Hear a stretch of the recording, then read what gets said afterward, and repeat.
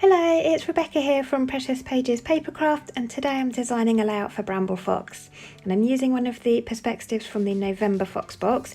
It's the gorgeous Warm and Cosy title in the bottom left corner there. Now apologies, the beginning part of this video seemed to have corrupted and deleted itself, I guess. Normally I would give you a close-up of the perspective I'm using, but that seems to be missing. You will see it as the layout goes on and obviously in the close-ups at the end, but it's a gorgeous kind of raspberry red colour, and it's going to work really well for my autumnal layout today. It would also work really well for a Christmassy layout if you can bear to hold on to it and stash it away for a little bit longer. I can't do that. I need to use it now, so I'm going to be using it on an autumn layout today. So I've done a little bit of preparation work off camera today. I'm using Vicki Boutin's colour study collection. It came out in the summer, but it's got some beautiful colours in it that work really well for autumn photos, so I'm going with that. I've cut three kind of banners out. I think they're about 3 by 4 inches, obviously with the tail cut out the bottom.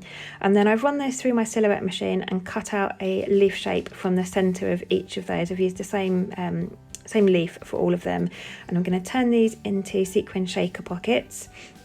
I'm just stitching around the outside edge of all 3 of them at the moment with black thread, and I've also kept the 3 leaves that came out of those banners, and I've cut a few extra leaves from the same 3 pattern papers, and I'm going to stitch through the centre of those as well. Just brings a bit more texture to the page, another material on the layout, and just generally a bit more interest, so I love to add stitching.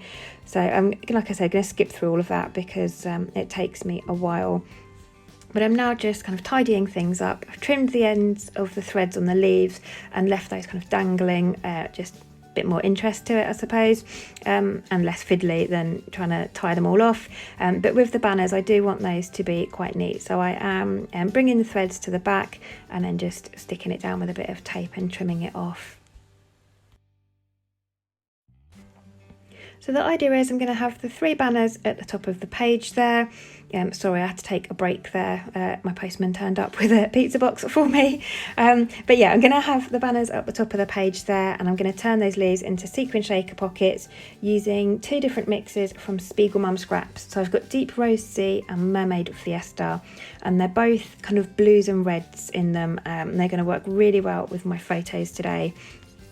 So the photos of my little boy, during the October half term, we went to a local little model village, and it was a really weird day. It started off quite warm and then got really chilly, and thankfully I had gone prepared. So I had his hat, scarf and gloves in my bag, and the photos were of him stood in front of this gorgeous tree with lovely red leaves on it. You'll see them in a minute when I bring them back in, but he's all wrapped up nice and warm, so I thought this title was perfect, and it matches the colour of the leaves in the background perfectly as well. So it's kind of like a match made in heaven really for this layout. So I'm going to have my photos layered on top of the banners, kind of coming down the page a bit, with some leaves around them. But what I'm doing at the moment is just getting these shaker pockets made. So I've got this red line tape. This stuff's super strong, really love this, and I'm going around the edge of the leaves. I had a bit of a moment doing this. The next step of my shakers, I needed to get close to the leaf edge, and I'll explain why in a minute. But for some reason, I thought I needed to get the tape for this part around the edge, leaf edge, I can't speak now, as well. I didn't need to do this. I could have just gone around the edge of that banner and it would have been a lot easier and quicker. But oh well, never mind, it's done now. But I'm just getting this tape down. Just to stick my acetate.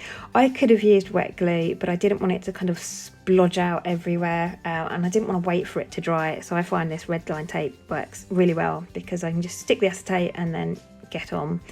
But yes, I'm going around with the tape. I'm going to stick the acetate down, and then I'm going to go around with some adhesive foam tape. It's the Big Mama foam tape roll from Spiegelmum Scraps, and I love using it for shaker pockets.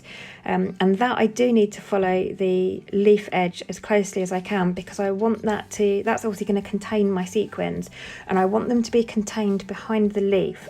If I'd done the tape around the edge of that banner, it meant the sequins would have had more space to kind of spread out, and then you're not going to see as many coming through that leaf pattern or the leaf aperture. So for this I am trying to get as close to that leaf edge as possible, just so that you can see the sequins. But once I've got this tape all in place, I'm just going to add a sprinkle of sequins into the centre of that and stick some white cardstock to the back and trim it down so you can't see it, and then that's going to be my shakers complete. Okay, so those are those done, and you can see there the colours of the sequins match my photos and my perspective really well, so I'm really happy with how those have turned out. And now I want to get my twine. I showed you at the beginning I'm going to use, kind of tried to go through the materials I was going to use, but that's the part of the video that I lost half of, so again, apologies. But I'm going to bring in some baker's twine. It's pink and white striped, so it matches my perspective really nicely. I've made some holes at the top corners of my banners, and I'm now going to try is the operative word here, and thread this baker's twine through, but it kept fraying on me trying to thread it through the needle and then thread it through the holes that I'd made, and in the end I have to give up with the needle idea. So I try and make my holes a little bit bigger.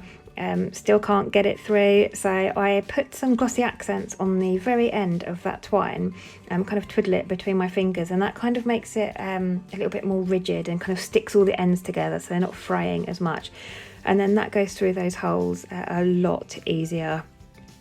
So here we go, just putting that glossy accents on, and once that's kind of set slightly, they just go through so much easier. So I'm going to have it so that the twine is visible along the top of the tags. So I'm going down this top first hole here, or I could have gone up it I suppose, but I did it a bit backwards, and then down the other end, and I'm going to have all three joined on the same bit of twine, and then I'm going to leave a little bit dangling down either end just for a bit of interest and texture on the page.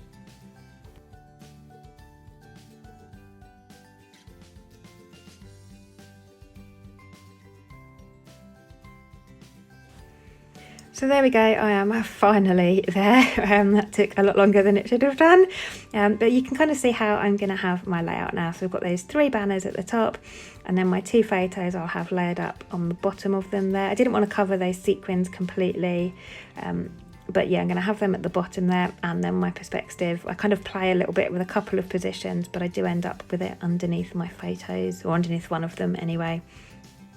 But I wanted to make sure that my photos kind of had a bit of separation from the colours in the background, so I've added a layer of white cardstock behind them both.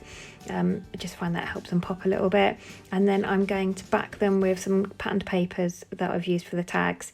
So the photo that's going to sit on top of that kind of greenish blue tag I've backed with pink, and then the other one that's sitting on the pink tag I'm backing with the greeny blue paper, just to mix it up a little bit so that they don't get lost. They're going to stand out nicely now. And as always with me, I love to distress edges, so I've distressed the edges of all of those banners, and I'm doing the same with that pattern paper behind my photos. I'm just having a play now, trying to decide where I want my title to sit, because I am going to add a little bit of mixed media to the background in a minute, and I didn't want to go too mad on the area that perspective will sit, because I wanted the colour to stay quite true, because it matches my photo and those sequins perfectly, so I didn't want to lose the colour of it. So I have a bit of a play with these leaves I've cut out on my silhouette. I've also cut a couple of flowers from some of the colour study patterned papers. I've got a couple of black and white ones and a couple of the yellow ones. I'm going to bring those in as well. But I've just drawn with a paper around the edge of everything, so I kind of can see where I want my mixed media. And I'm using a couple of distress inks. I think I use Stormy Sky and Chipped Sapphire, I think are the two I used. And interestingly, you can see there I've planned to have my perspective to the left of my photo.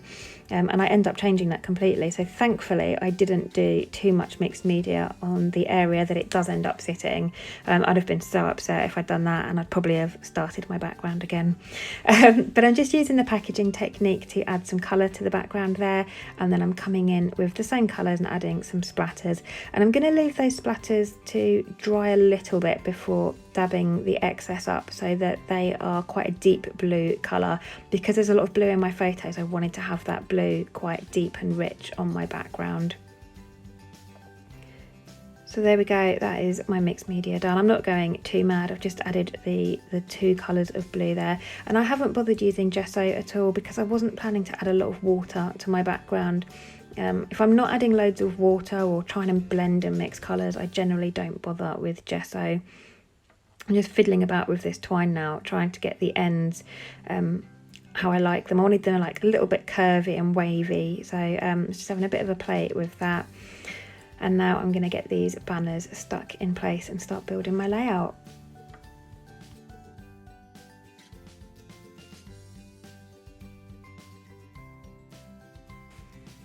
So I've just stuck the banners down with double-sided tape. They've already got quite a lot of dimension already because obviously they've got that adhesive foam tape behind them to create the shaker pocket, so they already stand off my background nicely. So I'm not adding any foam behind those. Where my photos are going to kind of sit half on top of those and half off, I've had to add some foam to the bottom parts of my photos just to bring them up to the same level so they don't kind of slant and dip down.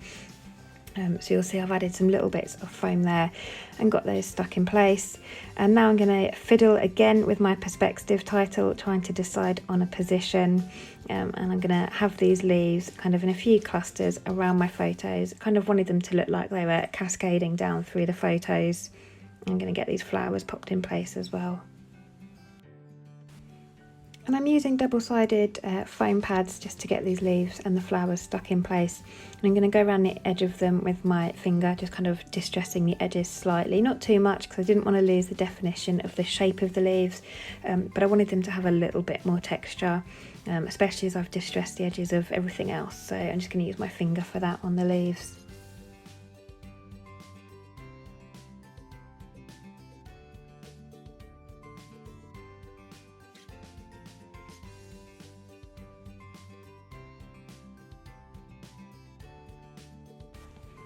So back to my title, trying to decide where I want it to sit on my layout, and this is where I make the decision to stick it underneath the photo on my left there. It's just so that it wasn't standing on its own too much over on the left. Thankfully there's not a lot of mixed media behind it, but I've stuck it there with my glossy accents, and now I'm just going to add some more of those leaves above it to the edge of that photo there.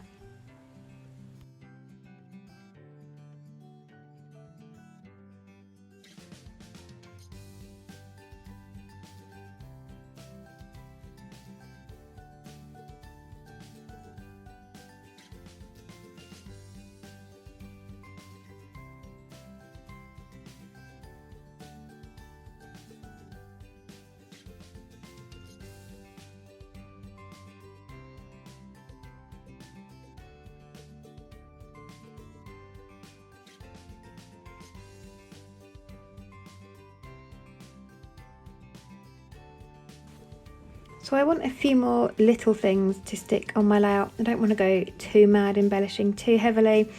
So I've pulled out the embellishment packs I've got from the colour study collection, and I'm just going to cut another one of those yellow yellow flowers, and I'm going to stick that over on that yellow banner, just because it was looking a bit bare over that side of the page. I felt like I needed something, so I'm going to pop one of these flowers up there. And I'm using my cutter bee scissors to cut everything out. They're the scissors I always use for fussy cutting, and I try not to use them to cut anything adhesive, so like foam that's sticky or anything. I try to keep them just for my fussy cutting because they're really sharp. They're just brilliant for fussy cutting. So yeah, they're just my go-to scissors. I've also added a couple of those black and white butterflies from the collection. They're cut from a pattern paper. I felt like because I'd used a couple of the black and white flowers, I wanted a couple more things black and white, and those butterflies were perfect. I'm also adding a rainbow there. As much as I loved it, it doesn't end up staying. I take that off in the end. And coming in with some of the gold hearts as well.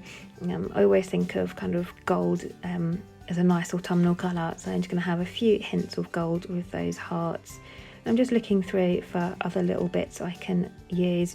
I'm going to use a couple of the chipboard flowers. They're foiled, they're gold foiled, so it's a bit more gold on the page as well. And I'm also going to use some of those banner pieces or little tabs you can see there. I'm going to go for tone on tone. Luckily I had the right colours left. Apart from that pink tab, I don't know why I stuck right on top of the yellow, but I did. And I will write the date on that at some point. But I've stuck a couple more bits there, the red and blue, because they go with my photo, those colours. And then the last three at the top here, these are the ones that I've decided to go tone on tone.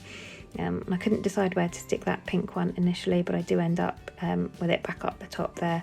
I felt it looked a bit weird having two with them at the top and then not using the pink. It did bug me that I couldn't put it on the right hand side like I had with the other two, but yeah, my OCD will just have to deal with that one today. And then I went through my Bramble Fox stash and I found some perspectives I had left over from last winter that I hadn't used, and I thought they were perfect for this layout. Went really well with my kind of warm and cozy theme. So I've got a kind of winter jumper. It's got a little like snowflake pattern on the front, and that's like a frosty light blue colour. I've also got an umbrella. It didn't really rain on this day, but it was one of those days that ended up feeling like the air was quite wet. It was just a really weird day weather-wise. It couldn't make its mind up, but that's why I've brought the umbrella in, and I've also brought in some little earmuffs as well. So I've taken off that puffy rainbow and replaced it with the earmuffs, and that's me finished. So thank you very much for joining me today. A longer video than normal, but there's a lot of faffing going on with this page. I hope you've enjoyed it and it's given you some inspiration on ways to use the perspectives in your November Fox box. Like I said, this one would work great for autumn or Christmas. I fully expect to see a lot of people saving this one for Christmas, but we'll see. That might just be me that kind of has that idea. But thanks very much for joining me. I'll leave some links in the description box below to the Bramble Fox store and also the Bramble Fox Friends Facebook group. If you're not already a member, please do head over and join. But I shall leave you with some close-ups and I'll see you next time.